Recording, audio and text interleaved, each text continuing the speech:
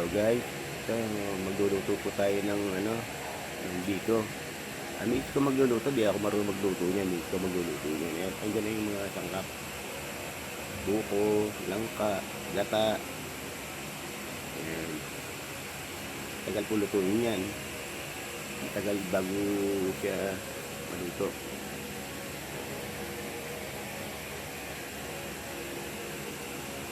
Ayan, langka, buko. Ayan. Pakukulo na natin siya.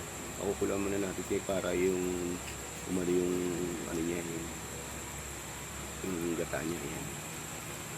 Ay, yung langka. Ayan. Pagkatapos siya mapakulo, ano yun. Ayan, ano na siya. Parang kaya siya. Halo-halo na siya. Yung malakit yan. Malakit. Yan, andyan na lahat ng mga sangkap niyan. Po ang magiging finished product natin yan. Ayan na po. Salamat po sa mga kapanood.